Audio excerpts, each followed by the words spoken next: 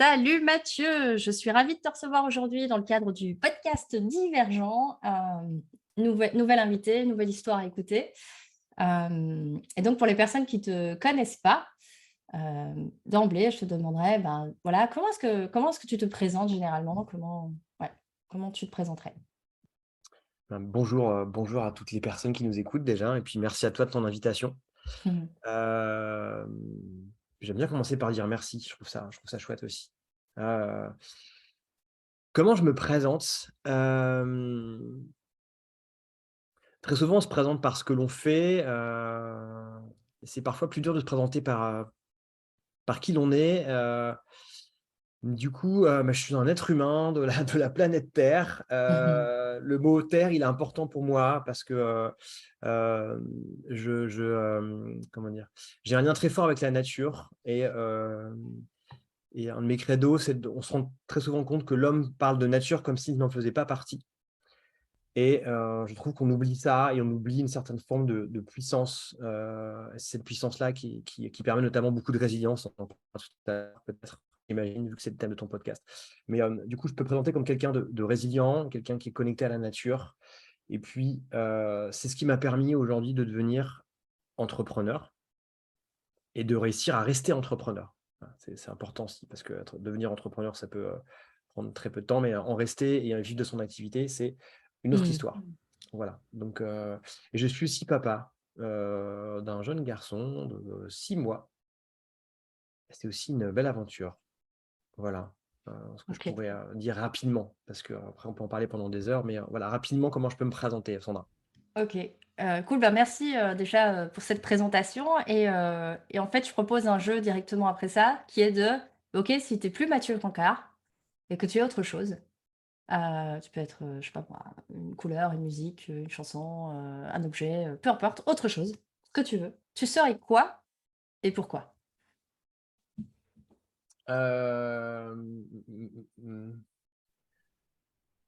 On peut répondre plusieurs choses à ce Ouais, jeu? vas-y, fais-toi plaisir. Plusieurs choses et on fera peut-être un mélange entre les trois si jamais il y a peut-être un lien, tu vois. On fera un mix entre 3. Génial, super. Alors, je vais te parler de mon Si, animal tiens. de pouvoir, parce que je suis aussi, j'aime beaucoup aussi de tout ce qui est chamanisme et cetera. On pourrait Mhm. aussi en parler. Hem Et mon animal de pouvoir qui vient parfois me visiter, c'est une araignée.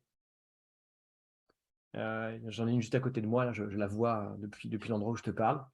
Heu, c'est un animal qui fait pas très envie, pas très envie des fois, qui est un peu fermé, qui est dans son coin et cetera, mais il a pourtant un rôle de, parfois de nettoyer aussi et puis de réguler et puis, ce qui est intéressant dans l'araignée, c'est qu'elle est capable de construire des quelque chose qui est très solide, mais qui est très fort en même temps. C'est une toile et puis c'est quelqu'un qui est une fois qu'elle a construit ça, elle est très patiente. L'araignée peut être très patiente aussi. Donc il y a une histoire de patience, une histoire de persévérance aussi. Une araignée, tu casses sa toile, elle la reconstruit aussitôt et c'est un truc assez complexe et c'est assez solide. Je trouve que c'est assez joli comme métaphore.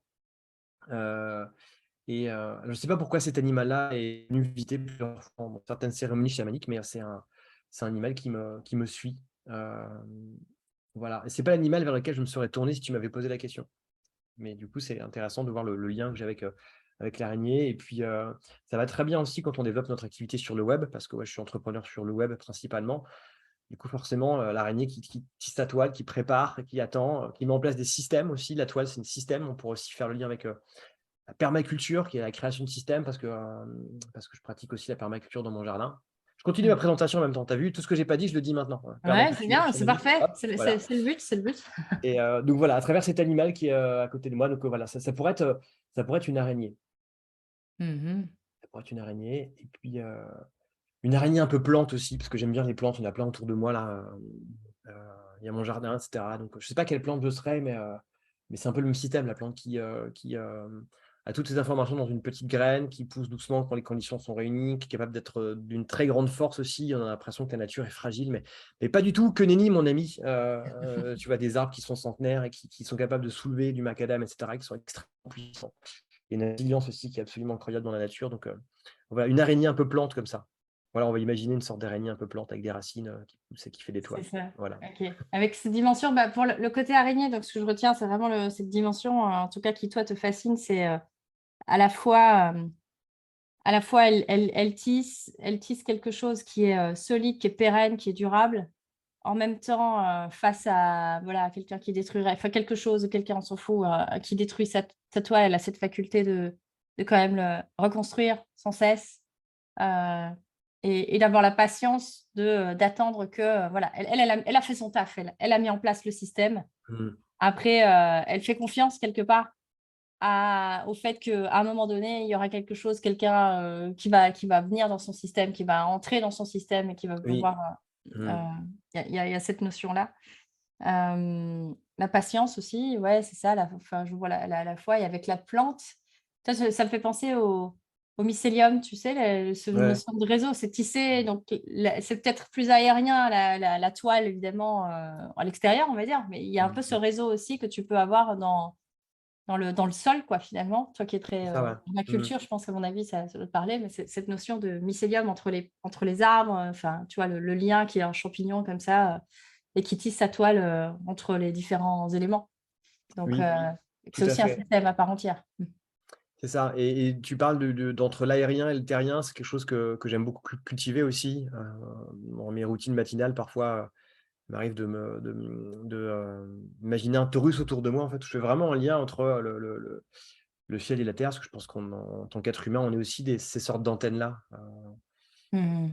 pouvoir, connecter ces 2 dimensions, des dimensions très terrestres, très matérielles finalement, des dimensions très aériennes, presque spirituelles et on oppose parfois les 2 à tort, selon moi, quand on a vraiment conscience de ces 2 parties de nous, là, c'est vraiment intéressant. On commence vraiment à développer des choses et quand on est entrepreneur, pour moi, c'est essentiel parce que, moi, les entrepreneurs que j'accompagne sont très connectés à la nature, à la spiritualité et Mmh. parfois opposent ça à la matière et c'est dommage parce que c'est vraiment les 2 qui te permettent d'avancer.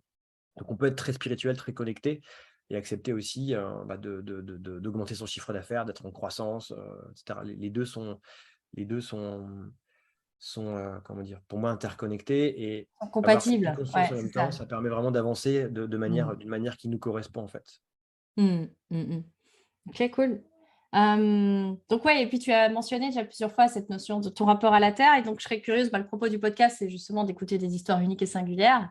Mmh. Donc j'ai envie de t'inviter à nous raconter ton histoire à toi de terrien, et de dire, bah, tu la commences où tu veux, tu en dis ce que tu veux, tu la termines où tu veux aussi et on a le temps. OK, OK. Alors le Big Bang, C'était quand le Big Bang de Mathieu? alors voilà, mon Big Bang c'était quand? Par où commencer? C'est une question, très intéressante ça. Par où commencer? Beaucoup de personnes se la posent cette question-là. Par où commencer? Hem, Moi j'aime bien, on va commencer par quelques petits bouts de mon enfance, parce que, c'est une période de la vie qui est très riche, je trouve. Et beaucoup de réponses, existent déjà durant l'enfance et puis là, en plus, je suis jeune papa, comme je te le disais, donc c'est intéressant pour moi de me reconnecter à cette partie-là de la vie. Ça m'y reconnecte, très profondément, quoi, en ce moment. Hem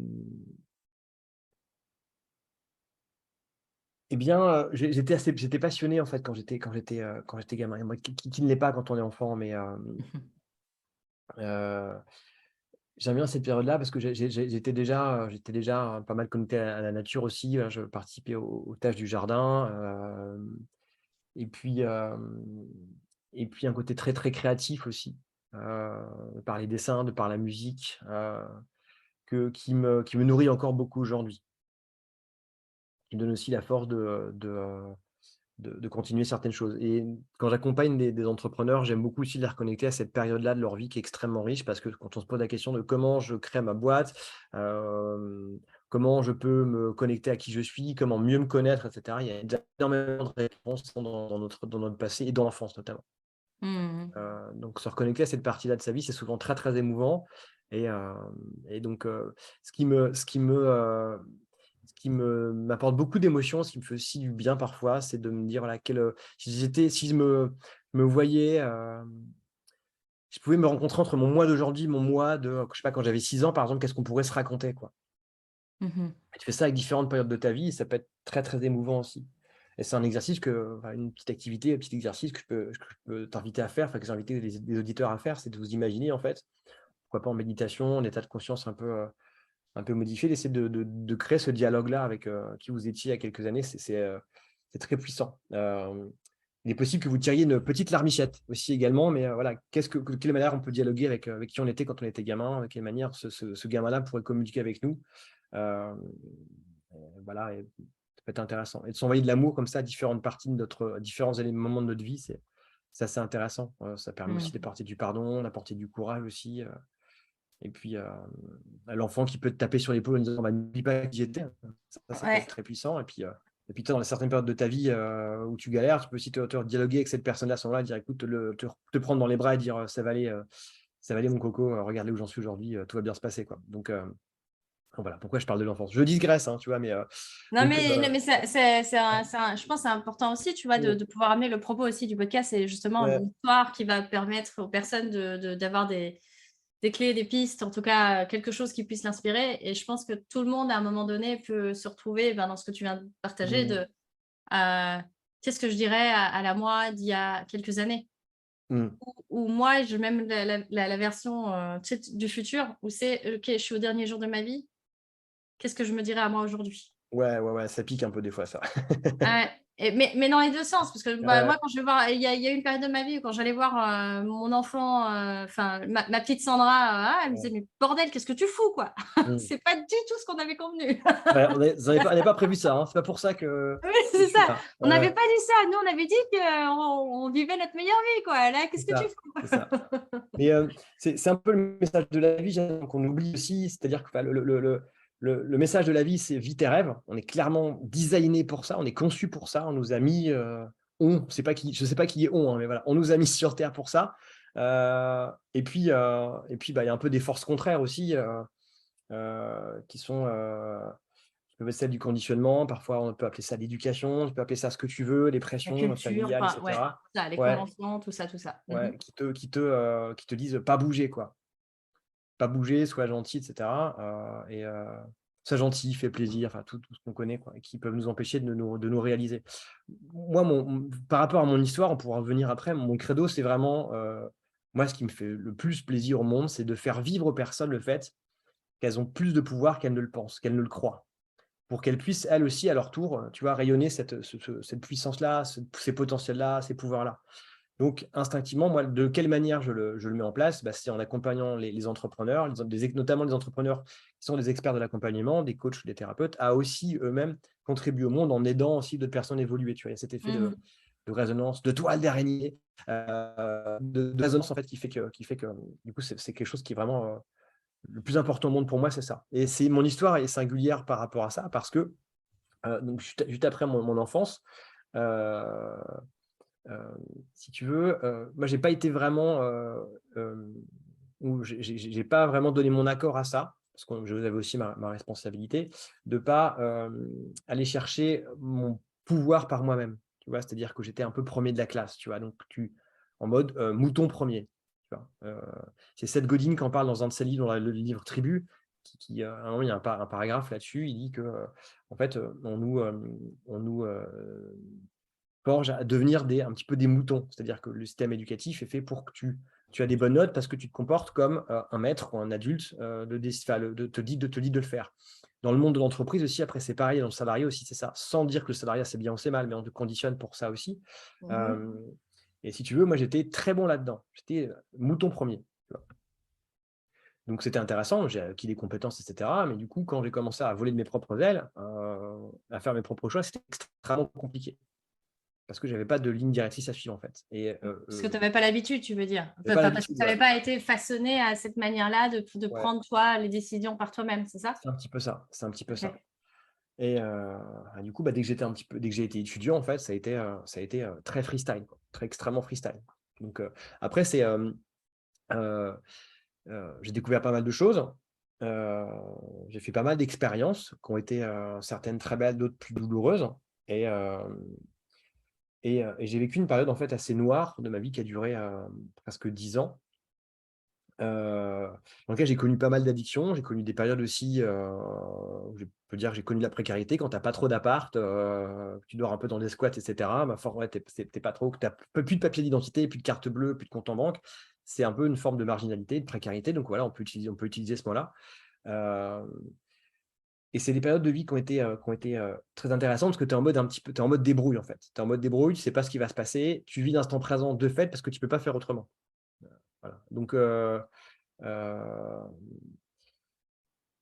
c'est une période très intéressante qui a pas été qui a pas été facile tout le temps. Qui a pas été facile tout le temps parce que, bah, ton corps, il prend cher, ton mental, il prend cher, tu prends pas spécialement soin de toi, mais ça m'a permis de vivre des expériences et ces expériences-là m'ont permis aussi d'enrichir, qui je suis aujourd'hui notamment. Heu et puis, sans rentrer dans les détails, en fait, voilà, en tout cas, je m'en suis sorti. Ça s'est fini à l'hôpital, donc j'ai ra enfin, voilà, fauteuil des mois en fauteuil roulant et cetera. C'est des périodes qui ont pas forcément été évidentes. Quand tu réapprends à marcher, heu, c'est un truc assez fort, quoi. Quand tu reposes à nouveau tes pieds sur le sol et que tu redeviens droit et que tu commences à marcher, après avoir connu des mois en fauteuil roulant, tu vas au restaurant en fauteuil roulant et le serveur demande aux personnes avec qui tu es, qu'est-ce qu'il veut manger le monsieur, tu vois? Il est en fauteuil roulant, donc il ne sait pas parler. Ouais, c'est ça. Il y a comme une sorte de Ouais, confusion, enfin, entre le on va dire la mobilité, physique, on va dire et automatiquement une sorte d'amalgame avec, la ta capacité à toi, ouais, ça, à pouvoir toi-même, c'est ça, exprimer ouais, tes envies, tes ouais. besoins et tout ça. Mmh. Donc c'est des périodes qui peuvent être difficiles, mais Mmh. tu en apprends beaucoup aussi sur ta propre humanité, sur tes forces, sur ta résilience, et puis, comment dire? Sur la violence aussi de ce qu'on peut vivre et la manière dont on y réagit. C'est vrai que quand tu étais pas en sécurité, en fait, quand tu vis un peu au jour le jour, quand tu vas un petit peu de squat en squat, quand tu écumes, les free parties, quand tu écumes ce milieu-là aussi, il y a beaucoup d'addictions, beaucoup de violence, et cetera. Parce qu'il y a de la joie aussi, hein, dans ces milieux-là, mais quand on fait un quotidien, bah, il y a aussi pas mal de violence. Des personnes qui vont consommer des produits à outrance, bah, c'est une forme aussi de, hem de désamour. Ce qui est assez paradoxal, c'est aussi une reconnexion au corps, en fait. C'est-à-dire que tu sais pas trop qui tu es, tu es un peu perdu, du coup, tu prends des produits pour sentir encore plus vivement les choses et se ressentir ton corps, tu vois? C'est une chose assez intéressante à voir. J'ai découvert par la suite après, parce que j'ai beaucoup analysé ce qui s'était passé durant cette période, mais heu, une autre révélation aussi qui m'a fait beaucoup de bien, c'est qu'en fait, une addiction ou un excès, c'est un amour extrême pour quelque chose d'inutile, en fait. Donc c'est de l'amour. Ça m'a fait beaucoup de bien de prendre conscience de ça. Parce que, on peut voir l'aspect très, très sombre de ça et puis ça peut être très, très sombre aussi. Mais finalement, c'est un moyen détourné en fait de s'apporter de l'amour. C'est extrêmement complexe, hein, mais c'est un moyen détourné en fait d'essayer de Et s'apporter c'est de et c'est s'apporter une de c'est l'amour. une solution, c'est une alternative finalement qu'on trouve à s'apporter ce qui nous «manque» entre guillemets, mais on trouve une autre stratégie pour l'avoir, c'est Ouais, ça, c'est pour la ça, c'est combler. ça. Ouais, C'est ouais. juste que, bon, elle est pas forcément, fonctionnelle par rapport à voilà, tu parlais du corps, OK, de la Mmh. notion de prendre soin de soi. Bon, bah, tu te l'apportes d'une manière pour retentir ton corps, mais en même temps, tu causes des dégâts à ton corps en parallèle. Mais Mmh. Ouais, mais ouais, toi, il y a quand même ce besoin-là qui est comblé du corps quelque part. c'est ça. Et puis, je pense que ça m'a aussi, connecté à une forme de spiritualité, en tout cas de voir qu'il y avait d'autres réalités possibles, Mmh. parce que et puis c'est ça aussi, hein, il y a beaucoup une recherche de spiritualité, une recherche de sens, une recherche de transcendance aussi dans la consommation d'un produit. Hem, J'en fais pas du tout l'apologie aujourd'hui, parce que ça s'est pas bien fini pour moi, mais du coup, l'idée, c'est tu vois, de transmuter, en fait, tout ce qui s'est passé là. Ensuite, ta thématique, c'est la résilience. L'idée, c'est vraiment de transmuter ces périodes-là et de transmuter, c'est aussi, comme je le disais tout à l'heure, d'être en mesure de m'apporter de l'amour dans cette période-là de ma vie qui était difficile aussi. C'est faire la Heu, paix quelque part et de ouais, comprendre, bah, qu'au final, c'était juste une stratégie parmi tant d'autres. Tu vois ce que tu disais, c'est une alternative parmi tant d'autres. Bah, c'est celle-là qui s'est présentée à ce moment-là. Heu, c'est, tu vois, j'entends ce que tu veux dire. C'est pas l'idée de dire: «Ah, c'est trop bi», enfin, il y a des avantages et des inconvénients, en fait, c'est toujours. ça, c'est ça. Un peu dans les 2. Mmh. Ouais et puis j'ai pu vivre de manière très intense aussi, cet adage-là, moi, que j'aime beaucoup, c'est, l'adage qui dit: La vie te fait revivre la leçon jusqu'à complète intégration. Mmh. Ça, c'est très, très intéressant parce que du coup, sautant de galère en galère, une agression par-ci, une garde à vue par-là, ben, au bout d'un moment, tu peux vite, c'est ce qui m'arrive aussi d'avoir une posture de victime, tu vois? «Ah dis donc, il m'arrive que des crasses». Hem Et puis le jour où tu réussis à dépasser ça, c'est le jour où tu prends la pleine responsabilité, en fait. Sinon, bah, ça va au crash, ça peut aller très loin. Du coup, moi, c'est terminé, en hôpital, fauteuil roulant, tu vois?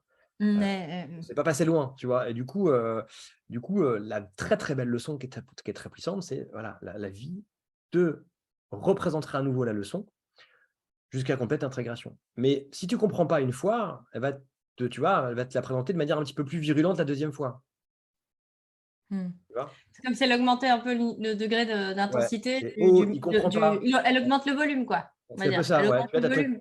petite sonnerie du réveil, tu vois, qui fait bip bip tout doucement comme ça, puis après bip bip bip, bip bip bip, puis après bip bip, après bip bip bip, tu vois? Donc Ouais, voilà, c'est c'est un ça, peu ça, ouais. quoi. Et donc et ça, c'est très, très vrai. En tout cas, moi, c'est quelque chose qui, heu, qui a beaucoup changé dans mon état d'esprit. C'est quand j'ai ça en tête, si OK, ça permet de réajuster le tir rapidement. OK, ça arrive une fois, 2 fois, 3, ouh là, qu'est-ce qui va se passer après? Donc j'ai peut-être besoin de réagir tout de suite, maintenant, immédiatement. Et c'est ce qui m'a permis aussi de faire des, progrès, de créer mon entreprise, d'y réagir, d'investir sur moi, d'oser, et de réajuster le tir, en fait, rapidement, aussi. Ouais, tu vas dire que c'est une sorte de croyance ressource à laquelle, bah, tu vas te rattacher quand tu vois qu'il y a comme que tu détectes qu'il y a comme des on appelle ça des schémas répétitifs, des patterns, enfin des choses qui se Oui, répètent un peu. Tu dis: «Tiens, j'ai comme une impression de déjà vu de ça, de déjà avoir vécu ça sous une autre forme, dans d'autres époques ou d'autres, voilà, d'autres moments de ma vie et si ça revient, c'est qu'il y a une leçon qui n'est pas intégrée» et donc du coup, tu prends le temps de te poser pour consciemment, je veux dire, pour te dire: «OK, quelle est la leçon en fait que j'ai pas saisie?» c'est ça, C'est ça c'est que tu ça, fais? tout à fait. Et ça, c'est une posture de responsabilité, en fait, Mmh. parce que, de quelle en quelle de quelle mesure des symptômes physiques, récurrents, des fatigues récurrentes, des crasses récurrentes et cetera peuvent être source de signification, peuvent être source de compréhension, peuvent être des leçons, peuvent être donc et c'est intéressant d'aller chercher, les causes de ça, les vraies causes, les réelles causes pour après, réajuster rapidement. Donc c'est, Ouais. des diagnostics qui peuvent être assez puissants. OK, donc on est on va dire quand tu as une enfance, qui est plus, bah, tu disais mouton 1er donc en mode, bah, tu suis bien les règles du jeu, les voilà ce qu'on t'a mais du coup, comme c'est l'extérieur qui te là, il y a pas de tes responsabilités, là, c'est l'extérieur qui prend la responsabilité de te dire quoi faire et les choix et donc toi, tu te Mmh. laisses porter. Ouais.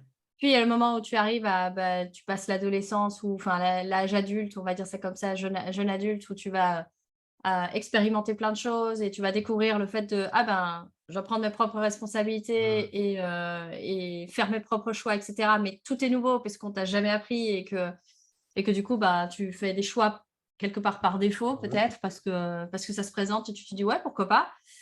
Là arrive un moment charnière où tu te retrouves, ben, dans une impasse ou en tout cas voilà, tu te retrouves en chaise roulante et que ça te voilà, que ça te remet face à tes responsabilités. Et comment tu en arrives de la chaise roulante à l'entrepreneur, qui accompagne? Comment s'est passée cette prise de conscience-là de: «OK, c'est maintenant, c'est ça qui est là pour moi»? Hem, Comment ça s'est passé? J'ai pas encore compris tout de suite le truc. C'est-à-dire qu'il a fallu encore quelques explications. Il a fallu encore que le mec comprend vite, mais il faut lui expliquer longtemps. Ah Heu, oui, j'aime bien celle-là. Je la dis souvent aussi.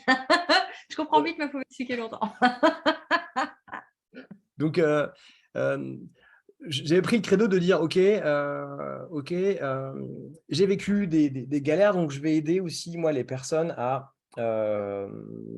sortir aussi de leurs galères». Donc en fait, bien avant, dans ces périodes-là, il y a 2 éléments qui guident, c'est la créativité, c'est-à-dire j'ai toujours fait de la musique. Beaucoup de musique. Quand j'étais gamin, je faisais des spectacles, on enregistrait des émissions de radio, enfin, il y avait beaucoup de création, beaucoup de créativité. Et Ouais. puis, être tourné vers les autres aussi, c'est-à-dire que, j'ai passé mon brevet d'animateur, voilà, à 17 ans, j'ai animé plein, plein de colos, donc j'ai pu aussi, être très créatif, faire des marionnettes, etc. Il y a aussi ce fil rouge qui est très intéressant. Et donc, naturellement, je me suis tourné vers les métiers de l'animation et de l'éducation spécialisée, des métiers éducatifs quand je suis sorti de cette période-là. J'ai commencé à me retaper. Donc, je suis allé passer mon premier entretien d'embauche. Je crois que c'était pour accompagner des collégiens, pour être guider des collégiens en tant qu'assistant d'éducation en fait, dans un collège. Donc, je suis allé passer l'entretien, j'étais en béquille, je sortais à peine de mon fauteuil. J'ai eu l'entretien, j'ai commencé à travailler tout de suite. Mmh. Donc voilà, directement, je me suis remis sur le marché du travail, on va dire. Je me suis rapidement relevé de tout ça. Voilà, après, j'ai refait de la musique aussi. J'ai refait pas mal de musique aussi et donc j'ai bossé dans les métiers d'éducation spécialisée, tourné vers les autres. J'ai passé un diplôme, d'animateur professionnel et puis j'ai pu travailler dans différentes associations, dans des quartiers avec près de jeunes adultes. Mmh. J'ai travaillé, ensuite, expérience très intéressante, j'ai travaillé pour une association nationale de lutte contre le sida. Mmh.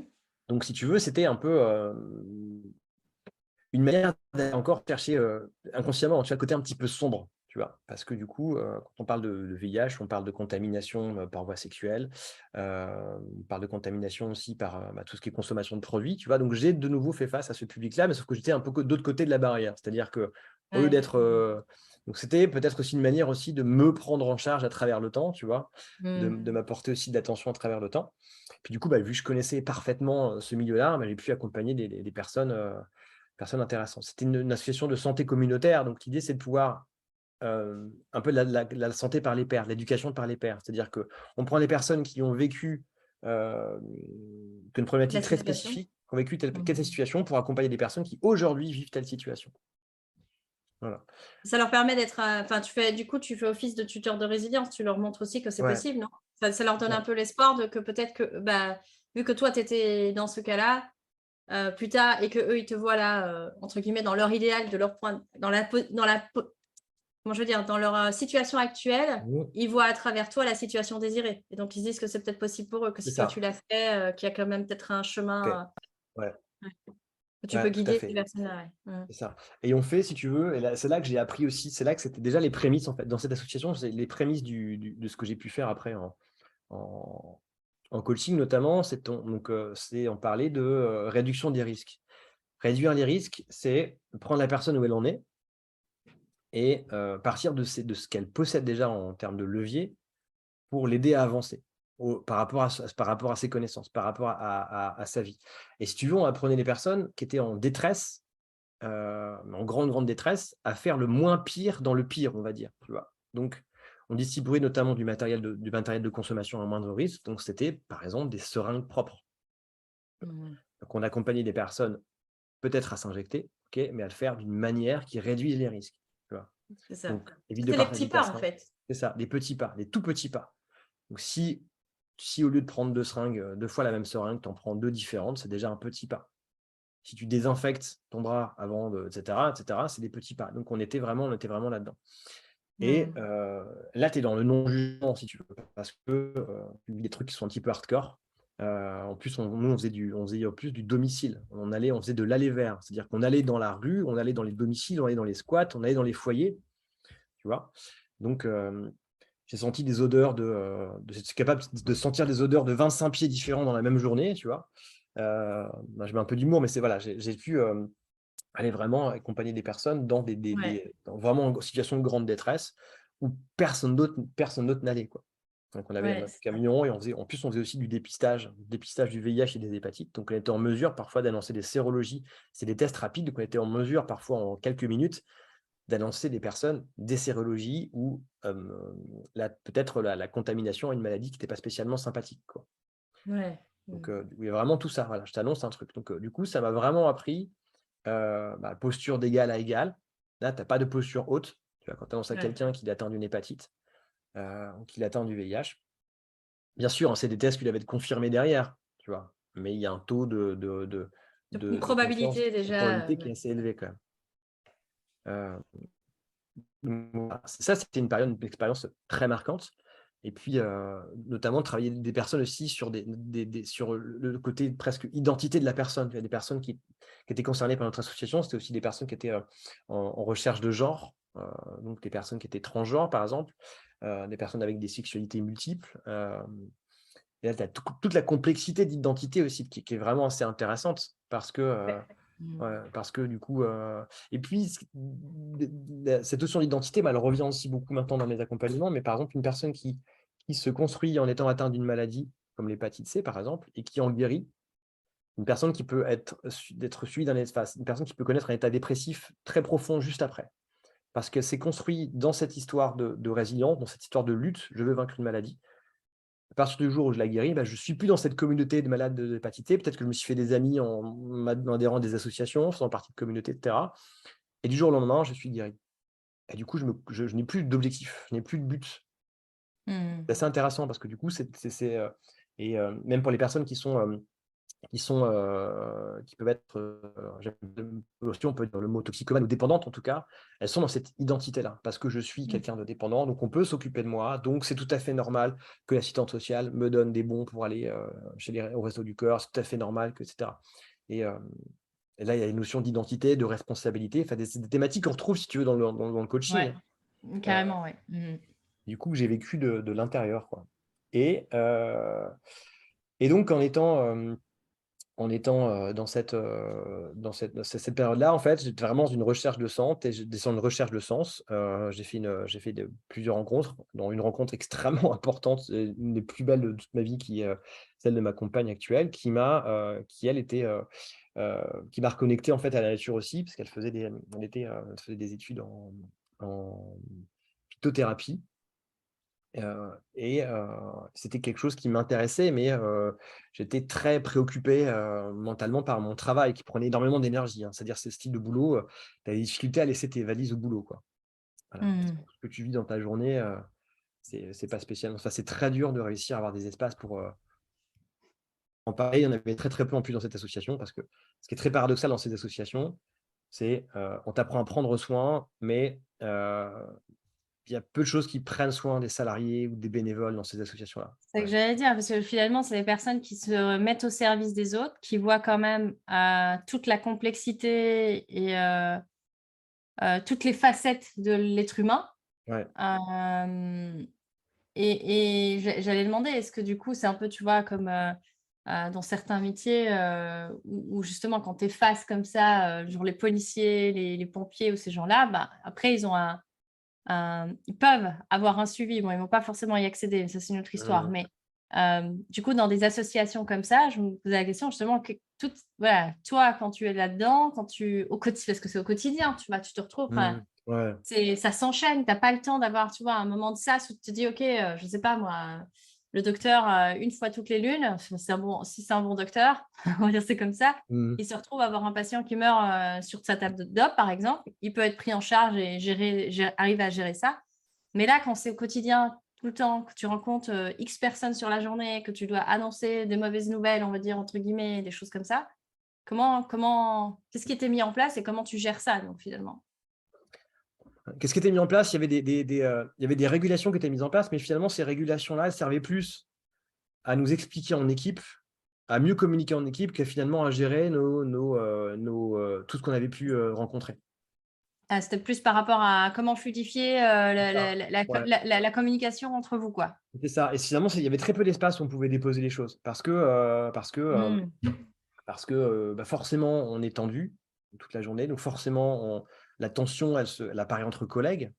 Heu Ouais, En plus, on est un petit peu livré à nous-mêmes. Le management, vu que c'est associatif, bah, tout ce qui est, technique d'entreprise, le management, le leadership, c'est pas tu bien fais vu. pas. Donc, Ouais. tu as des managers ou des directeurs qui sont complètement aussi eux-mêmes paumés, qui viennent aussi du terrain. Donc c'est intéressant parce qu'ils viennent du terrain. Mais ils sont aussi paumés en management, en gestion des équipes, en gestion de leurs émotions et cetera. Alors que c'est absolument essentiel dans ces boîtes-là, hein. C'est dans toutes les entreprises, c'est essentiel. Mais ces entreprises-là, elles sont spéciales parce que et puis, vu que c'est des personnes qui sont un petit peu éducateurs, qui ont le côté très sauveur et cetera, bah, tout ce qui est, du domaine de l'entreprise, la croissance, comme ces mots-là, hein, c'est des gros mots, en fait, quoi. vois? Ça Ouais, dégage. c'est ça. Non, nous, on fait pas de partie de ces gens-là. Ça, c'est des méchants Voilà, capitalistes c'est qui courent ça. qu'après l'argent. Nous, on est les gentils, Abbé Pierre, Mère Teresa et compagnie, enfin, ça, c'est quand on connaît pas la vraie histoire, mais Ouais, avec cette idéalisation de ah non, ah ben, ça revient à ce que tu parlais, tu vois, de cette notion que tu crois que c'est compatible d'être dans la spiritualité et aussi dans la matérialité. Que ouais, c'est souvent, il y ça. a comme une sorte d'opposition. Non, mais si je suis spirituelle, Ouais. je peux pas vivre dans l'abondance financière parce que ça veut dire que forcément j'ai pris à quelqu'un ou un truc comme ça, un peu Ouais, ouais, chelou. ouais. C'est nous, voilà, on est sur le terrain, on s'occupe des gens, donc on peut pas l'organisation, la structure, c'est pas pour nous parce qu'on doit répondre, si tu veux, à l'urgence, on doit être malléable, on doit être agile et cetera. Donc c'est pas C'est ça. compatible avec de la structure, avec du management, avec ces choses-là. Donc Ouais. voilà et puis c'était une grosse structure, hein, une association nationale avec je sais plus combien de salariés, donc c'était quelque chose de très Mmh. lent à mouvoir, tu vois? Ouais. Et puis, ce que ça m'a appris aussi, c'était intéressant, c'est un petit peu ce syndrome du sauveur qui est finalement très égoïste. C'est-à-dire que, hem bah, tu es content de sauver le monde, en fait, quoi. Et au repas de famille, à Noël: «Ah bah, moi, je bosse pour tel asso, je sauve les gens du sida». Enfin, tu vois, c'est très, très, très, C'est très très, glorifiant, c'est très gratifiant, enfin, glorifiant. ça te fait mousser un petit peu, donc Ouais, ça te présente comme quelqu'un de bien, c'est justement. ça, tout à fait. Tu as envie de paraître comme quelqu'un vraiment de bien et tu vois? «Je suis une bonne personne, moi je fais des choses C'est où ça. personne va», comme tu disais, Ouais, vous alliez vers, vous allez dans le cœur de la tempête ou dans, tu sais, l'œil du cyclone et tout, c'est ça, c'est ça. ça vous met en héros, quoi. Et dans ces métiers-là, tu as beaucoup de personnes qui ont des égos blessés. Mais je le dis avec beaucoup d'amour parce que j'étais aussi moi-même ces Ouais, personnes-là, en fait, et qui ont un ouais, bien ego, sûr. complètement Bah, dans complètement, le coaching, c'est pareil. oui, On en voit aussi. Je veux dire, ce syndrome du sauveur, il est quand même ouais, assez courant de justement d'avoir cette posture et c'est intéressant aussi parce que tu parlais de ça tout à l'heure, de cette notion de posture d'égal à égal. mmh, Là, quand tu es d'égal à égal, véritablement, tu n'es pas dans le truc de mmh, sauver l'autre parce que tu es vraiment d'égal à égal et la difficulté, c'est de ne pas se retrouver en posture haute parce que dès que tu es sauveur, c'est parce que tu crois que tu sais quelque chose que l'autre, il a pas compris et tu joues le rôle ouais, du ouais. parent et que lui, c'est l'enfant, quoi, quelque C'est part. ça, c'est un peu ça. Et donc, et puis il y a cette posture aussi d'accueil inconditionnel. Mmh mh. Et Pierre qui avait mis ça en place, je crois, et on avait ça. C'est-à-dire on peu importe où tu en es, on t'accueille. Mais après, qu'est-ce qui se passe quand on, quand on propose, enfin quand on amène une personne à prendre un rendez-vous médical, on a pris avec elle, la personne ne vient pas, on reprend un rendez-vous, ne vient pas 2 fois, ne vient pas 3 fois, ne vient pas 4 fois, puis le médecin il dit: «Bah, au bout d'un moment, je veux plus bosser avec vous en tant qu'association parce que je perds mon temps» et cetera, ou d'autres partenaires. Comment on fait, bah, pour gérer cet accueil inconditionnel, Mmh. d'une part, et le fait qu'on travaille aussi avec des partenaires dans un écosystème qui nécessite en fait, bah, certaines conditions aussi d'accès et puis même nous en tant que personne, si on n'est pas respecté, parce qu'on passe de notre temps, on vient te chercher chez toi, avec le camion ou alors on prend un rendez-vous à telle heure, et cetera. Si tu viens pas une fois, 2 fois, 3 fois, 4 fois, bah, après tu vois cette notion là on revient sur la notion de la responsabilité en fait. Ouais, c'est Si tu veux ça. pas être aidé, je peux pas, te mettre le médicament tous les matins dans la bouche en fait et si tu veux, c'était un petit peu les limites de ces instructions-là parce que du coup, heu, ça peut avoir ses limites. Ça peut avoir Ouais. ses limites. OK, nous est arrivé une fois d'aller chercher un traitement de substitution pour la personne arrivée dans sa chambre, qui était complètement, ivre, elle dormait à moitié, il nous a même pas accueillis, c'est l'éducateur qui nous a ouvert la porte du foyer et cetera. On lui a posé limite on lui a mis le truc dans la bouche, on lui a posé le médicament, sur sa table de nuit. C'est nous qui avons réussi à récupérer l'ordonnance et cetera. Enfin, c'était un truc, tu vois? Et moi j'étais une part de moi qui était là, «Ah c'est super ce qu'on fait quand même, tu as vu, on va vraiment l'aider» et puis une autre part de moi me dit: «Mais qu'est-ce que tu fais en fait? Est-ce que cette personne-là va évoluer?» Est-ce qu'elle est en mesure Mmh. d'évoluer? J'en sais rien. Mais peut-être que si cette personne-là s'était retrouvée en galère, en manque pendant 3, 4 jours, peut-être que ça aurait été un levier pour elle, tu vois? De dire: «OK, bah, là, peut-être que je vais mettre en place des systèmes» ou pas, tu vois? Peu importe. Heu, Si la personne après a des pathologies et cetera, des pathologies mentales, c'est une autre question. Mais du coup, Ouais, la notion de la responsabilité, elle est vraiment il y a essentielle, je vraiment pense. ça, ouais, Ouais, très ouais. fort, ouais. Donc j'ai pu questionner ça très, très fort, en fait, tu vois? Ces pratiques-là, je m'attendais pas à ce qu'on parle de cette expérience-là de ma vie aussi longtemps, mais il y a plein de pépites, en fait, dans cette expérience-là. Il y a plein de petites Mmh. pépites. Ce qui m'a amené doucement vers l'accompagnement de personnes et aussi, du coup, moi, vers des alternatives qui étaient plus naturelles. Parce que, bah, il s'avère que, dans ces associations-là, c'est extrêmement dommage, je trouve. On me laisse très peu de place à, à l'hygiène de vie, et notamment on parle de VIH et d'hépatite C notamment, tu vois? Mais on parle jamais de système immunitaire. avant que la personne soit malade, par exemple. Et ce qui est vrai, c'est qu'on parle de plein de systèmes de protection, la réduction des risques, les dépistages, les protections comme des préservatifs, etc. L'information, ça c'est des moyens de prévention, mais on ne parle jamais de comment Comment tu comment fais tu pour être en bonne réussis. santé avant, quoi? Ouais, comment tu peux, de manière préventive, être en bonne santé de manière générale? Parce que si tu es face à Ouais, un virus, quel qu'il soit, hein, l'histoire, c'est après, quand on est face à un virus qui est soi-disant pathogène, est-ce que quand les barbares attaquent le village, c'est parce que les barbares sont forts ou c'est parce que le village est faible? Tu vois? Et je te parle de ça, c'est pour faire une transition, tu vois, génial la transition, tu vas comprendre après, vers la naturopathie parce que du coup, en étant inspiré par ce qui m'inspirait depuis le début, ma connexion à la nature, et cetera, à travers la rencontre avec ma compagne qui m'a reconnecté à ça, qui m'a aidé à me reconnecter à ça, j'ai commencé à me former en naturopathie. Donc Mmh. j'ai intégré une école de naturopathie en parallèle de mon, de mon activité, enfin De ton métier d'accompagnant, c'est ça, c'est ça. Heu et donc c'est déjà un pas aussi, donc on poursuit en fait l'histoire, on se rapproche aussi de l'accompagnement des personnes d'une manière différente, mmh mh. en les aidant à prendre leurs responsabilités sur leur santé, donc de manière préventive. Donc je passais du curatif extrême, en mode: «Si tu fais pas ça, tu vas mourir», à, voilà, comment faire pour déjà être bien. Et ce qui est intéressant avec la naturopathie, c'est que c'est une manière, très holistique d'accompagner les personnes. C'est-à-dire qu'on travaille à la fois travaille sur tous les corps, tu vois? Le corps physique, le corps, émotionnel, le corps, mental et le corps spirituel. Et le corps énergétique aussi. Enfin, il y a plusieurs définitions des 4 corps. Mais du coup, on travaille sur ces différents aspects et c'était intéressant. Donc j'ai commencé à mettre un pas, en fait, dans l'accompagnement, une manière d'accompagner des personnes de façon différente. C'est ça.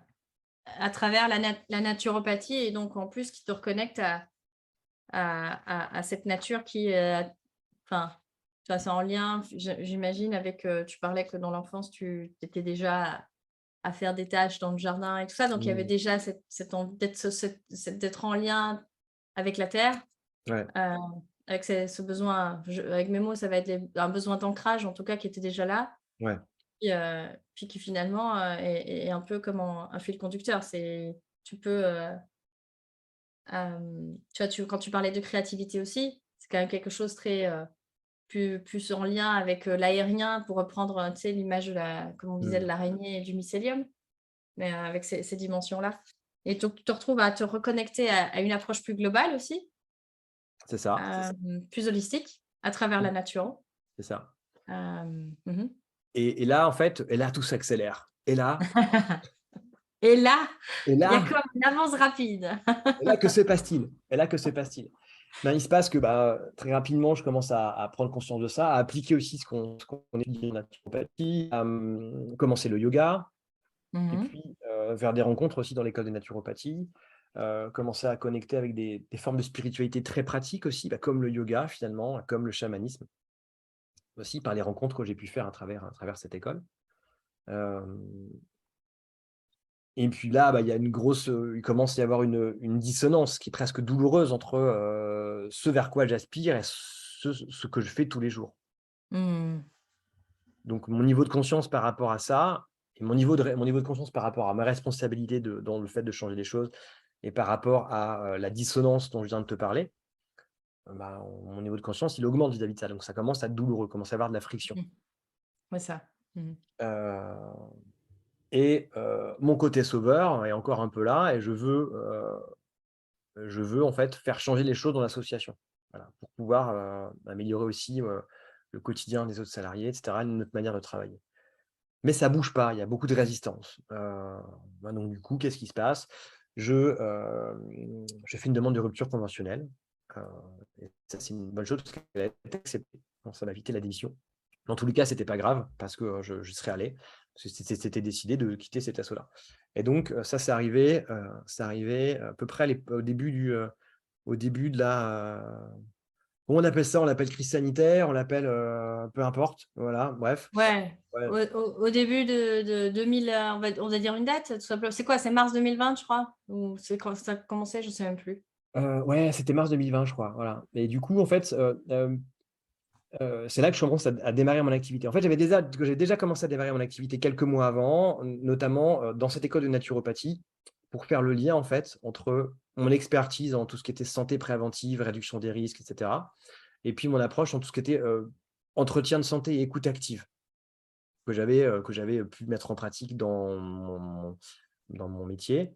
Du coup, j'ai commencé en fait, enfin le directeur de l'école me dit: «Bah tiens, Mathieu, tu travailles dans cette association-là, j'ai envie de former, les futurs thérapeutes, les futurs naturopathes à ces questions de santé sexuelle, à ces questions de réduction des risques et aussi à ces questions de comment mener un entretien en santé». Donc c'est les principes du coup, c'est Carl Rogers par exemple, les principes, voilà, d'écoute active, d'empowerment et cetera. Du coup, l'idée, c'était d'enseigner ça aux futurs thérapeutes. Pour qu'ils puissent eux aussi mener des entretiens en santé avec, beaucoup de non-jugement et de la confidentialité notamment. Voilà, et du coup, j'ai pu commencer à être formateur dans cette école en même temps que j'étais élève et ça m'a aidé en fait, si tu veux, j'ai osé. C'était une des premières belles choses que j'ai osé, c'est-à-dire que le directeur m'appelle en me disant: «Est-ce que tu connais quelqu'un qui pourrait, former, les élèves à ça?» Moi, il y a une petite part de moi qui fait, «Bah, c'est toi cette personne, c'est toi cette personne». Moi, je lui dis pas tout de suite, je dis: «Écoute, je vais réfléchir, je vais contacter dans mon réseau», puis l'idée fait son chemin et je dis: «Écoute, j'ose lui proposer ça» et autour de moi, on me fait: «Mais tu es fou, tu es élève dans l'école, tu peux pas être prof et puis, bah, tu as jamais fait ça». Moi, j'ai jamais fait, mais je sens que je dois le faire, je sens que je peux le faire.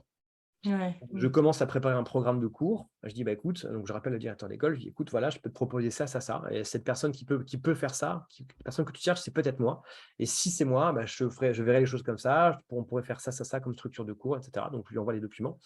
Donc il en parle au conseil pédagogique de l'école et il s'avère que l'école commence à faire appel à moi pour former les futurs naturopathes. Donc c'est intéressant parce que ça me met déjà un pied. C'est une opportunité que je saisis pour justement commencer à faire quelque chose que j'ai jamais fait. Je me retrouve devant 20 ou 30 futurs naturopathes à les former, qui sont plus avancés que moi dans le cursus, à les former sur des thématiques d'entretien en santé, d'écoute active et de prévention en santé, en réduction des risques et en santé sexuelle. Et donc c'est le fait d'oser en fait saisir les opportunités. Et là, c'était un bel apprentissage sur le syndrome de l'imposteur parce que, OK, j'ai jamais fait ça, mais ce sera une occasion de le faire. Bah, parce que là, c'est tu oses et puis, donc tu te donnes cette permission de dire: «Bon allez, en fait, je peux être cette personne-là. Je vais écouter cette petite voix qui dit: "C'est toi Mmh. Mathieu, c'est toi C'est Mathieu"». ça, ouais. Et puis après direct, tu as aussi ce réflexe, c'est pas juste j'ose te dire: «Ouais, en fait, je pense que c'est moi» et «Ah, ben qu'est-ce que tu proposes?» «Ben, je sais pas trop, mais je sens que c'est moi». Non, c'est que tu prends le temps de vraiment, parce qu'on pourrait s'arrêter là, en fait Mmh. et parfois c'est comme ça que ça peut retomber et se dire: «Ah bah oui, moi j'osais, mais je me suis pris un vent». Oui, mais toi là, pourquoi ça fait sens? C'est parce que non seulement tu as osé, tu as eu le courage, et agir avec cœur, c'est le courage, hein, c'est la Mmh. racine. C'est OK et donc comme tu as agi avec le cœur, c'est plus OK, quels sont les besoins qu'ils ont? Quels sont parce que tu as fait un programme. Donc à partir du moment où tu fais un programme, c'est parce que tu t'es déjà posé la question de quel était le bénéfice pour l'autre, que ce soit toi.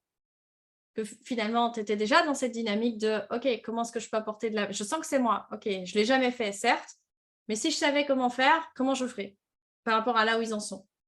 Donc c'est cette intelligence-là, je veux dire du cœur, du coup, d'avoir Mmh. pu à la fois sonder toi, de toi à toi, mais aussi de toi par rapport à l'autre finalement.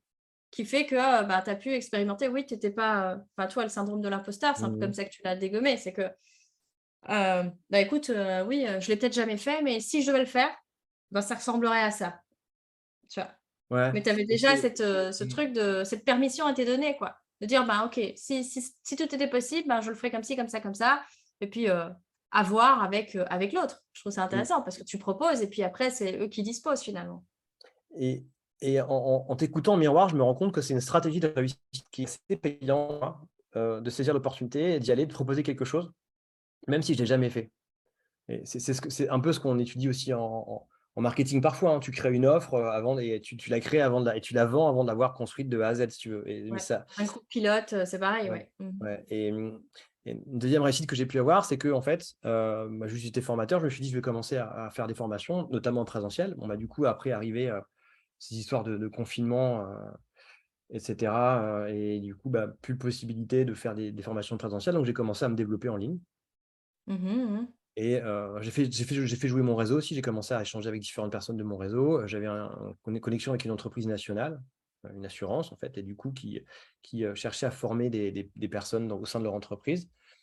Donc j'ai proposé différentes thématiques moi qui me faisaient plaisir. Donc il y avait notamment la gestion de conflits, ce qui était communication non violente. Alors, je ne suis pas formé à la communication non violente, je n'ai pas fait le cursus en soi. Ouais, ouais. J'ai lu pas mal de bouquins, je l'ai pratiqué. Donc, j'ai pas, si tu veux, je n'ai pas proposé une formation en communication non violente en l'appelant comme ça, mais comment une journée de formation, faire de l'initiation à tout ce qui est communication plus authentique ou plus bienveillante, sachant que j'avais été aussi baigné là-dedans dans Ouais. mon précédent boulot. Et donc là, j'ai pu signer un contrat de plusieurs milliers d'euros avec une entreprise. J'étais au début de mon lancement avec une entreprise nationale euh, en- pour former des personnes de leur entreprise sur une thématique sur laquelle Tu te- j'ai simplement lu des livres, mais ça m'a tellement parlé, c'était tellement ancré en moi, ça a tellement révolutionné des choses que je dis, je suis en mesure de l'enseigner en fait. Ouais. Et puis tu l'avais. Enfin, t'as pas juste lu des livres, comme tu dis, ça a fait partie de ton quotidien et Ouais, de c'est ton ça, expérience de ouais. vie en fait. Donc c'est plus puissant. Enfin, c'est intégré en fait, pas par de la théorie et des concepts. T'es pas là en mode perroquet. Je vais te former en te récitant machinalement ce que j'ai appris, Mm, machin et tout. c'est Non, ça, c'est ouais. que là en fait c'était déjà intégré en fait. Donc Oui, tu avais envie de transmettre les clés que toi, tu avais déjà intégrées à travers ton expérience de vie, c'est plus ça. que après les livres, oui, pour avoir les concepts théoriques et parler le même langage que tout le monde, on va dire. C'est ça. J'ai vécu le truc parce que du coup, ces expériences-là m'ont permis aussi notamment les méthodes en communication non violente, m'ont permis aussi à mieux me rapprocher de mes besoins. Ça m'a aidé Mmh. aussi grandement à mieux communiquer avec mes collègues quand j'étais encore salarié, tu vois, et à m'apporter aussi de la non-violence à moi, Ouais, m'apporter de la ouais. bienveillance envers moi-même, d'une sorte d'auto-empathie en fait. Donc du coup, j'ai pu me reconnecter à mes besoins. Ça m'a aidé grandement à mieux communiquer, comme je disais, à mieux me comprendre aussi et à quitter mon travail. Donc de fait, vu que ça avait vraiment changé ma vie, je l'avais vécu de l'intérieur, je me suis dit: je suis en mesure de l'enseigner». Et on pourrait me dire: «Oui, tu es un imposteur, tu as pas fait la formation, tu pas machin». Hem, Mais moi, ce c'est qui intéressant parce que du coup, la légitimité, là, c'est toi qui la donnes, hein. c'est ça, Ça revient avec cette histoire de syndrome de l'imposteur. Ben, en ouais, fait, il s'applique pas parce que bah, finalement, de toi à toi, tu reconnais que tu es passé par là, que tu l'as intégré à un niveau qui est pas juste mental et théorique, finalement. ouais, ouais, ouais, ouais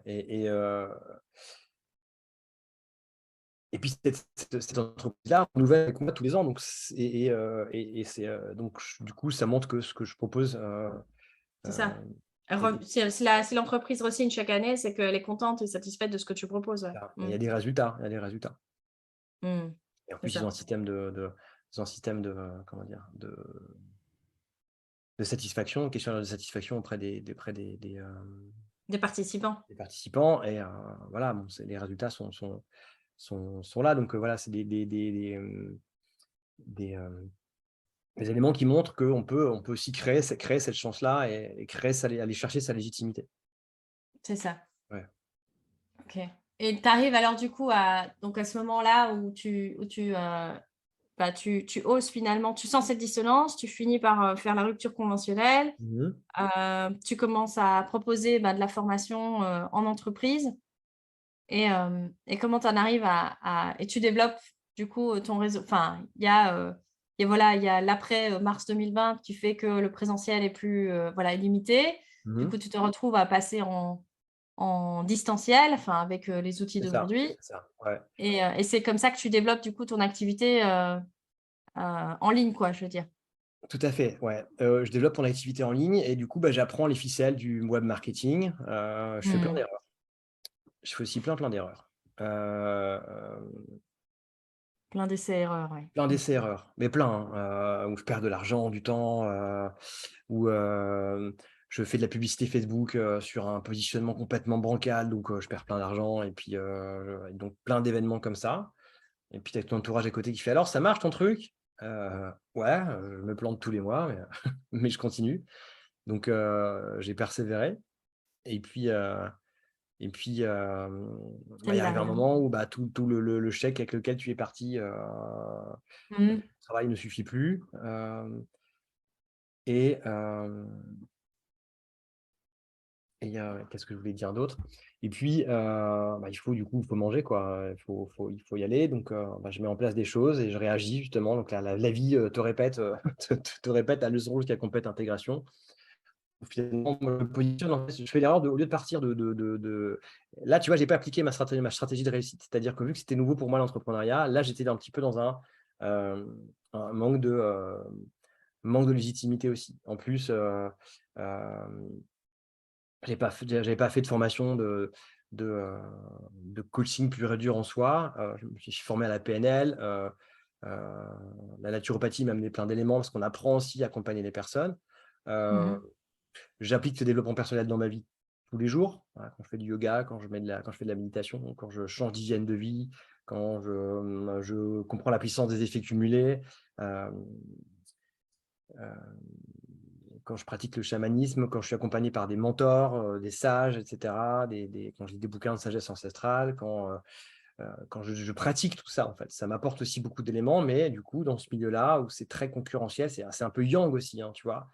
Forcément, cette force yang, parfois, il y a la concurrence, il y a du marketing, tu vois? C'est assez ça peut être assez yang, en Assez fait. guerrier, quoi. C'est Ouais, assez assez guerrier. guerrier. Et du coup, Mmh. moi, voilà, j'ai du mal à me positionner là-dedans. J'ai du mal à me positionner là-dedans. Au fond de moi, quand je démarre, je sais que je rêve d'accompagner des entrepreneurs, mais je me sens pas légitime à. Donc du coup, alors que d'à côté, tu vois, je signe des contrats avec une boîte nationale. Enfin, tu vois, si tu vois un peu le truc, quoi. Et du Ouais, parce coup, que la légitimité, on en parlait, c'est vraiment une ouais, question de reconnaissance de soi à soi à un moment ouais, donné, ouais, quoi. ouais. Et là, à ce moment-là, tu t'es pas donné cette permission-là, quoi. Je me suis pas donné Ça cette fait pas permission-là et du coup, ça m'a fait perdre du temps et de l'argent, mais ça m'a fait j'ai gagné plein de leçons, quoi. J'ai appris plein mal de choses, mmh. dans le sens où, le positionnement, c'est de le chercher l'idée, c'est de le chercher à l'intérieur de soi. Ça, c'est une pépite déjà que je peux dire, c'est-à-dire que c'est toi qui choisis avec qui tu veux travailler, mais vraiment, avec qui je vais m'éclater, avec qui je vais passer du bon temps, avec qui on va apprendre à grandir ensemble, avec qui quelles personnes et quelles problématiques je peux les emmener d'un point A à un point B, avec beaucoup de fun, de joie et cetera. Et à ce moment-là, donc j'avais commencé à créer une communauté sur internet, à faire un groupe Facebook et puis au lieu de partir de moi, je dis: «Bah, tiens, je vais demander à mon audience, qui est mon audience?» parce que je me dis: «Bah, tiens, on attire bien les personnes qui nous ressemblent, donc peut-être que je vais pouvoir accompagner ces personnes-là». Mmh. C'était dans un programme business, à ce moment-là, on devait se positionner, trouver sa cible, créer le 1er programme. Donc je lève la main dans ma communauté, je fais: «Oh, qui vous êtes?» Et il s'avère que donc c'est une communauté très vague autour du développement personnel et il s'avère que la majorité des personnes, c'était des femmes hypersensibles qui, OK. voulaient monter leur projet. Donc je dis: «Bah, tiens, je vais accompagner les femmes hypersensibles qui veulent monter leur projet». Et mauvais positionnement, déjà j'ai du mal à vendre, et puis j'ai eu alors les premières clientes que j'ai des résultats avec elles, mais je m'éclate pas, je perds de l'énergie, voilà, c'est pas fun, quoi, parce que du coup, il y a pas C'est cet pas échange. léger, quoi. Ouais, Tu sens pas que c'est animé, c'est quoi. pas léger. Et puis du coup, j'essaie de penser en fait mes faiblesses par du gros marketing, en pensant que c'est là que se situent mes faiblesses. Que nenni mon ami, que nenni mon ami et c'est ce que je reproche aussi parfois un peu j'aime bien on dit souvent ce terme gourou du marketing, mais heu, l'entrepreneuriat, c'est important d'être bon en marketing, de connaître les ficelles de ça, les psychologies de la vente, mais c'est tout, les stratégies, c'est que 20 à peu près, hein, je crois du boulot et là derrière, il y a Ouais, tout c'est le travail ça, de ouais. connaissance de soi, de mindset, de guérir, quelques blessures aussi. Parce que l'entrepreneuriat pour moi, si tu veux, je fais bien la spiritualité, c'est un chemin initiatique, c'est un catalyseur de ton développement. C'est-à-dire que si tu as des blessures, ça va directement te mettre le doigt dessus. Quand tu dois Mmh. vendre et que tu n'as pas d'estime de soi ou que tu n'es pas sûr de toi, bah, tu ne vas pas vendre en fait. C'est au bout de 10-15 ventes que tu rates, ok, bon là, il y a un truc à faire, quoi. Si je ne réagis pas maintenant, c'est terminé. Je retourne bosser dans mon petit camion dans le nord de la France à, à distribuer des capotes et du matériel. Ou autre chose peut-être. Mais voilà, du coup, c'est, c'est très intéressant et ça, c'est une leçon que j'enseigne aussi à mes clients, c'est de vraiment partir d'eux, de leur désir, Mmh. de leur histoire, de leur désir pour accompagner les personnes qu'ils ont vraiment envie d'accompagner. Et les indicateurs pour ça, ça peut être, quelles sont les personnes qui t'inspirent, les personnes qui te mettent en énergie. Moi, je sais que, mes potes qui étaient entrepreneurs, je les admirais vraiment. Je les enviais pas, je les admirais, ça m'inspirait grandement. Donc du coup, naturellement, c'est vers ça que je me suis tourné. Donc, c'est intéressant de mettre en lien, en fait, à la fois ce qui nous inspire et nos histoires de vie et c'est une manière aussi de trouver, de réussir à se positionner dans son activité. Et du jour au lendemain où j'ai dit: «Allez, c'est bon, c'est parti, maintenant je m'adresse aux entrepreneurs». Il y avait encore mon ancien programme d'accompagnement, pour les personnes, les femmes hypersensibles en reconversion pro. Hem, du jour au lendemain, j'ai changé de positionnement. J'ai mieux vendu le programme qui s'adressait pas aux entrepreneurs, parce que rien qu'en changeant de positionnement, j'étais dans une énergie différente. Mmh. Et je me suis mis à ce moment-là à attirer des personnes dans mon ancien programme qui ne s'adressaient pas aux entrepreneurs, mais à certaines personnes qui voulaient peut-être devenir entrepreneurs derrière. Parce que qui dit reconversion pro, Ouais. souvent ça peut être vers des C'est entrepreneurs. une des possibilités, ouais. Il y a une partie de ton audience qui était quand même concernée par cette, voie-là, quoi. Et donc finalement dans ce que tu racontes, dans les pépites qu'on peut dans les apprentissages de sagesse comme j'aime à dire, ce que tu nous transmets à travers ton histoire, c'est que finalement, à mettre en lumière ou mettre en conscience quelles sont les personnes ou les situations qui nous inspirent sont des indices quelque part qui sont, tu sais, un peu comme des cailloux du Petit Poucet dans nos histoires de vie qui sont là en filigrane et qui disent: «Bah, en fait, l'entrepreneur», enfin, comme tu dis, en fait, moi, j'étais, je disais pas envieux, mais que tu étais, au contraire, que tu étais, admiratif des entrepreneurs parce qu'il y avait quand même déjà une sorte d'appel quelque part à Mmh. l'entrepreneuriat et donc on en revient à cette notion, bah, sauf que à ce jusque-là, tu te permettais pas ça. Pareil avec les femmes hypersensibles et cetera. OK, tu commences en disant: «Ah, bah, je vais faire ça», mais l'appel premier, tu savais que c'était, ben, d'accompagner les entrepreneurs. Ouais, Donc, ouais, et ça, tu le développes avec la conscience, comme tu disais, de soi. Donc c'est parti là, tout le cheminement, c'est, dans ton chemin de vie finalement, c'est un peu ça. C'est au plus tu vas en avec les différentes épreuves, les différentes, enfin je sais pas si épreuve c'est le bon mot, mais les différentes étapes de ta vie, mmh, finalement à chaque fois tu gagnais un petit millimètre de plus sur la conscience et la connaissance de qui tu étais, de ce qui ça, t'animait vraiment et cetera et c'est ce qui te permet d'être aujourd'hui dans cette posture bah, de pouvoir, être le guide de ces d'autres personnes qui sont qui ont été ce Mathieu, enfin dans la même histoire que ce Mathieu que tu as été dans le passé. c'est Et donc ça. enfin, en tout cas, moi, j'ai l'impression que c'est ça qui t'anime aujourd'hui. Ce que tu fais finalement est comme une sorte de, tu vois, de d'issue inéluctable de tout ce qui s'était déjà tramé avant, tu vois ce que je veux dire? Comme Mmh. une sorte Oui, de peut-être, ouais. synthèse, Mmh. je veux dire presque une synthèse. Je sais pas si ça te parle, quand je Oui, dis oui, tout ça? à fait. Bah, merci pour le résumé. Hem, mais, et du coup, en fait, je suis encore dans cette recherche-là, d'assumer encore plus, qui je suis, de mettre encore plus qui je suis dans ce que je fais, heu, Mmh. notamment en allant chercher des principes de la permaculture, heu, Ouais. appliqués à l'accompagnement d'entrepreneurs.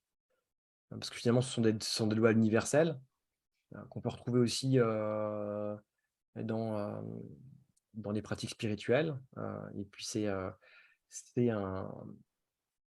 un lien très fort avec l'ancrage, parce que quand on est, justement c'est facile d'aller vers la spiritualité, d'aller vers des choses très immatérielles et cetera, très conceptuelles aussi, quand on est, je sais pas, appelons ça hypersensible, au potentiel, enfin peu importe, quand on a l'esprit en arborescence, c'est très facile de se connecter à ça. Plus difficile de se reconnecter à la terre. Je trouve que la permaculture, une fois de plus, elle fait le lien entre les 2 parce qu'elle théorise en fait des lois universelles, des lois du vivant, et elle permet de les appliquer de manière très pragmatique. Mmh. Et ça fait un pont parfait, c'est-à-dire que, heu, pédagogiquement, c'est super intéressant pour les entrepreneurs qui sont très spirituels, des coachs, des thérapeutes qui sont très connectés, qui ont une mission, c'est une manière très pragmatique de les réconcilier avec, l'abondance, avec la production, avec, le matériel, et de manière très pragmatique encore plus avec le fait de gagner de l'argent, avec le fait de construire des systèmes, avec le fait de produire, avec le fait de trouver des clients et cetera et cetera. Parce que, si on en revient au biomimétisme, heu, la permaculture déjà, on pense que c'est un truc de babacool, qui font pousser, des courgettes, dans C'est ça, leurs dans le fond du excréments. jardin et puis c'est tout, Ouais, quoi. ouais, Ouais. c'est ça. Et en fait, C'est clair. c'est un peu ça, mais pas que. C'est aussi un truc très, très, hem, pragmatique, en fait. Très, et puis il y a une logique de production derrière. La permaculture, sur un petit jardin, tu es capable de tout petit jardin, tu es capable de faire des kilos de légumes parce que tu as fait des symbioses entre différentes espèces, parce que tu as fertilisé, parce que tu as créé de la Valoriser les résilience. Ouais, ça, tu as valorisé toutes les ressources en présence. Ouais. Il y a la diversité, tu planifies aussi, tu valorises l'énergie, tu stockes l'énergie, tu vois? Donc, c'est tous ces éléments-là qui font que ça peut être très productif. Donc en fait, et puis la nature, elle croît naturellement. C'est une métaphore que j'aime bien, prendre, mais, il y a aucun pommier qui va se dire: «Ah non, cette année, je suis modeste. Allez, cette année, je fais que 2 pommes». C'est ça. Pommier, tu vois, si les conditions météo, elles le permettent, il pousse, il croît, il fait des tas de pommes parce que c'est C'est une ça. force de vie, en fait, c'est une force de vie, tu vois? Et la spiritualité, pour moi, c'est se reconnecter aussi à cette force de vie. Mm. Et cette force de vie, elle vient de l'ancrage, en fait. Elle part de quelque part, elle part de la terre, tu vois? L'ancrage, c'est ça, c'est, être en mesure de se connecter à sa joie, tu vois? Plutôt de la chercher Ouais. dans des trucs, heu, très Et je trouve que ça rétrécissage, boucle, hein, spirituel, ça ouais. boucle avec ce qu'on disait au tout début, tu vois, ce lien qui est super important pour toi, cette notion d'air et de terre, enfin de ciel et de terre, j'ai Tout à plutôt fait. envie de dire, où c'est voilà, que c'est le meilleur des 2 mondes quelque part réunis.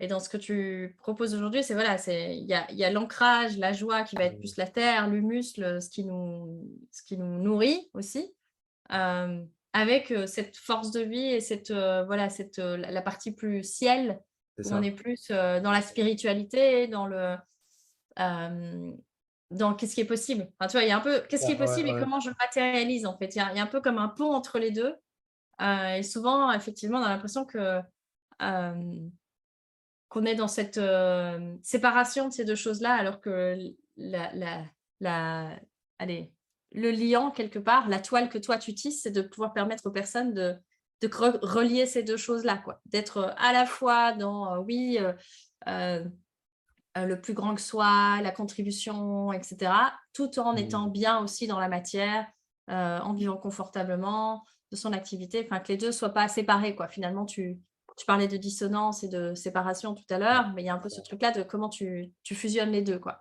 C'est ça. Bah, la permaculture, intégrer plutôt que séparer.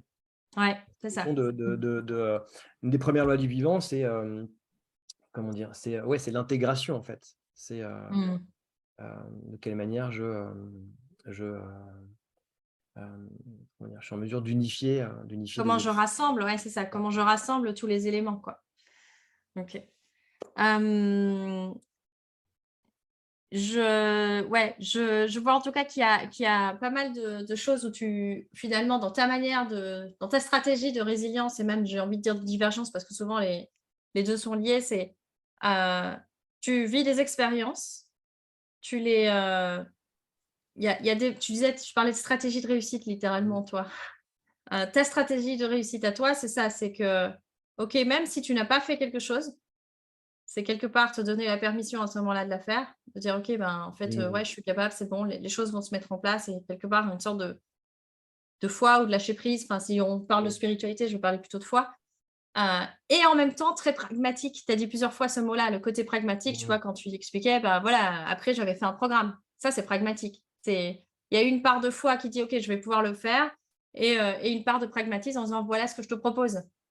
C'est Qui est ça, donc ouais, du ouais. coup une sorte de spiritualité pragmatique ou ancrée, qui permet du coup de faire des chocs à pic et d'être une stratégie C'est de ça. voilà, de résilience qui fonctionne. La même Mais chose, finalement, au moment où tu t'autorises à, accompagner des entrepreneurs, bah, tu es, voilà, qu'est-ce qui je m'autorise, c'est possible du coup et puis en même temps, bah, voilà, il y a un programme, il y a des il y a besoin de passer par la connaissance de soi, il y a besoin de passer par enfin, par rapport à ton parcours et ton expérience et qui tu es et tu disais, voilà, de mettre plus de qui tu es dans ce que tu fais, je trouve, c'est c'est ça. enfin, voilà. Pour Ouais. moi, on voit en tout cas qu'il y a un lien évident, là-dedans, quoi, dans ton parcours et ce que tu fais aujourd'hui. En parlant du lien entre la terre bah, le Le pragmatique ciel. et la spiritualité, quand tu vas voir des chamans, les chamans, c'est très, très pragmatique leur manière de pratiquer, en fait. Ils vont pas juste dire, «Voilà, je joue du hocher, du tambour, je me connecte aux esprits et fin de l'histoire». Il y a un vrai, il y a une incarnation, en fait, une Mmh. incarnation de ça et heu et qu'on Mais il y veuille a à ou nouveau non incarner, en fait, hein. une Mmh. dimension de rapport au corps, au Oui, final. au Tu final, vois? voilà, Très tu vois, fort de c'est comment est-ce que tu te relis au corps, ouais, mais sans avoir à faire appel à des choses, à des produits, artificiels, on va dire ça comme ça, mais là, on va plus être sur du naturel, quoi, finalement. C'est ouais, comment est-ce ouais, que naturellement je peux, bah, amplifier mes sensations, comment est-ce que je peux amplifier, mes ressentis physiques et en même temps, voilà, entrer dans ces états de conscience modifiée, mais qui me permettent de matérialiser quelque chose au final. C'est pas juste, j'allais dire, s'envoyer en l'air, c'est peut-être pas le bon mot, mais c'est pas juste partir, dans les limbes là-haut et kiffer: «Ah oui, c'est trop bien, je fais de la visualisation, de la méditation toute la journée». Tout à fait. Mais c'est, comment est-ce que concrètement, qu'est-ce que je fais descendre aussi, C'est ça. finalement? On peut être très intuitif et pour autant, après accepter aussi le fait de, de construire des systèmes. La nature fonctionne beaucoup en système aussi, hein. Ouais. Mmh. La permaculture aussi, c'est la création de systèmes. C'est en fait la permaculture, elle te dit que tu fournis un travail, fait que le travail qu'il y a à fournir, c'est un besoin qui est pas rempli par un système que tu as pu créer. C'est ça. Ça, c'est extrêmement précieux et c'est vrai que moi, je vois dans les personnes que j'accompagne parfois des coachs ou des thérapeutes qui disent: «Ouais, non, je vais pas mettre un système de réservation en ligne parce que c'est pas assez humain. Je vais pas mettre un système d'email automatisé parce que je préfère l'intuitif» et cetera. Les 2 sont compatibles, les 2 mon capitaine, parce qu'en fait, bah, la création de système, c'est quelque chose qui est extrêmement naturel et parfois c'est le côté un petit peu on veut être un petit peu dans l'humilité, dans l'humain et en fait, on se sent bien supérieur en fait, parce que, la nature fonctionne comme ça, mais toi, humain, bah, c'est cette Tu vas faire très différemment, quoi. C'est ça. toi, humain, non, tu veux être humain, donc tu ne crées pas de système. Mais la nature, en fait et du coup, le développement d'une entreprise, la croissance d'une entreprise se fait aussi par la création de systèmes et c'est extrêmement important d'avoir ça en conscience aussi. C'est-à-dire que la création de système, c'est quelque chose qui est extrêmement naturel, sinon la nature, elle aurait pas cette force et cette résilience aussi. Et c'est tout à fait légitime aussi de dire: «Bah, écoute, enfin, moi, ce que j'aime bien aussi dans la technologie sur internet et on retrouve ce côté araignée aussi, c'est OK, j'ai construit quelque chose qui bosse pour moi et mon entreprise est à mon service et je ne suis pas à son service» et ce qui se passe aussi des fois au niveau, état d'esprit, c'est les coachs, thérapeutes ou entrepreneurs qui réussissent pas vont combler leur manque, de réussite par un travail acharné, tu vois? Ils sont en mode, punition, alors qu'en fait, c'est intéressant de te poser de prendre du recul, tu vois? Comme si tu avais un drone, d'avoir une vision globale. Tu designes ton entreprise, de manière, donc tu prends un drone qui s'envole, donc tu prends une dimension verticale sur ton entreprise, tu es en mesure de designer, de voir quel système tu peux mettre en place ou quels endroits de ton système sont défaillants. Heu, donc c'est comme dit la permaculture en fait, hein, tu tu, hem, tu pars du Ça prend global c'est pour ça. après aller vers tu parles d'une structure d'ensemble pour après aller vers les détails. Mmh. Tu vois? Et c'est pour ça que c'est une erreur pour moi de commencer par, du marketing ou de commencer par des petites choses. C'est extrêmement important, au-delà d'une vision d'entreprise, de réussir à être en mesure de créer de designer, de dessiner ton entreprise et de commencer à planifier des systèmes que tu vas pouvoir créer dans ton Ouais. entreprise. Ouais. Bah, je trouve ça hyper intéressant effectivement les liens, par rapport à la permaculture et comme tu disais, ce sont des principes finalement, c'est des principes universels que quand tu vois, bah, la permaculture, on a tendance à l'associer, bah, voilà, jardin, je vais faire planter des courgettes comme tu disais. Mmh. Et je trouve ça hyper intéressant, justement cette, approche que toi tu as d'amener, bah, la permaculture appliquée finalement à l'entrepreneuriat. Parce que c'est des principes, donc comme tu dis, c'est comme des règles du jeu, d'un jeu enfin, si tu connais les règles du jeu, ben, forcément ça va se passer mieux. Mmh. Et la nature étant, pas dissociée, comme tu disais, de l'être humain, contrairement à ce que l'être humain, enfin certains êtres humains peuvent, imaginer, de dire: «Bah, non, mais moi je fonctionne différemment, voilà, les systèmes c'est pas pour moi». Mais en fait, on est déjà un système en soi, chaque C'est être ça. humain, système digestif, système enfin, Mmh. voilà, système immunitaire, on a des systèmes déjà en nous et ça fonctionne très bien. Et c'est défaillant quand on commence voilà, à ne pas prendre en considération qu'il y a un écosystème en cours et qu'on veut, forcer les choses ou résister aux choses et cetera. Et c'est pareil pour l'entrepreneuriat, c'est pareil pour, Mmh. la parentalité puisque tu es papa. C'est pareil, finalement, ouais, tout est système. Donc je trouve ça hyper intéressant justement cette approche que tu as de, bah, le système nous veut du bien.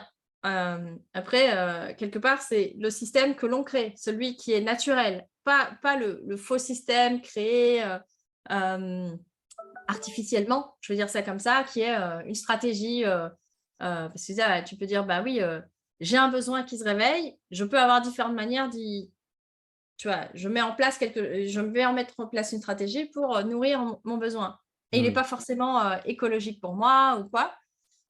Et j'aime bien, c'est là qu'on en revient avec cette dimension de connaissance de soi. Donc Voilà, déjà, je pense que ça fait bien 1 heure, à mon avis, qu'on discute. Oui. Est-ce que tu as une dernière chose que tu aurais envie, une dernière pépite ou quelque chose que tu n'aurais pas dit et que tu voudrais, avec laquelle tu voudrais une invitation, quelque chose que tu voudrais dire aux auditeurs avant qu'on se quitte pour aujourd'hui? Hem, une phrase qui me vient Mmh. et qui est tirée de la permaculture et qui pourrait résumer en fait, mon parcours, c'est, «Le problème et la solution». C'est assez puissant, et je pense qu'on peut en chacun de nous puiser dans nos faiblesses, dans nos ombres pour trouver justement, quelque chose de plus lumineux ou justement une solution. Le problème et la solution, et si le problème apparaît, c'est peut-être pour nous faire entrevoir une solution. OK. Cool. Le problème et la solution, c'est avec ça que tu nous laisses alors aujourd'hui. Je te dis Ouais, je merci pourrais beaucoup. en dire, Ouais. en dire 1000. Il y en avait une autre qui me vient, mais oui, est-ce que, tu vois le rôle de l'humanité justement, ce serait pas d'être en mesure de bonifier encore davantage les systèmes que la nature nous présente? Tu prends un génie comme Léonard de Vinci, Mmh. il a fait du biomimétisme, enfin toute sa vie, c'est du Ouais. biomimétisme en fait, sur les machines incroyables qu'il a créées, et Léonard de sa vie, on s'en souvient encore, et même des créations qu'il a fait, hem, C'était avant-gardiste, quoi, centaines et finalement. centaines d'années sont encore utilisées aujourd'hui. Heu, donc voilà, trouvons des solutions, grâce au biomimétisme, et peut-être que les crises qu'on traverse en ce moment, que l'humanité Faisons une traverse, invitation peut-être à ça, ouais. ton invitation à trouver des solutions, et je suis persuadé que ces solutions sont en nous, dans notre nature, dans la nature, et une fois plus, comme je disais, l'homme parle de nature comme s'il n'en faisait pas partie, mais on est, Il en fait partie, ouais, par la force des choses, ouais. la nature, et soyons à une solution plutôt qu'un problème. Mmh. OK, Yep. cool. Bah, merci beaucoup pour tout ça, Mathieu. C'était un vrai plaisir de t'écouter, d'écouter ton histoire et puis tes apprentissages aussi de sagesse et le fil conducteur qui fait que comme tu dis, ce que tu fais avec plus de qui tu es. J'ai passé un très bon moment, j'espère que les auditeurs aussi. Enfin, en fait, j'ai pas vraiment de doute là-dessus. Donc, merci pour tout et puis, bah, je te dis à bientôt. À bientôt Sandra, merci pour aujourd'hui.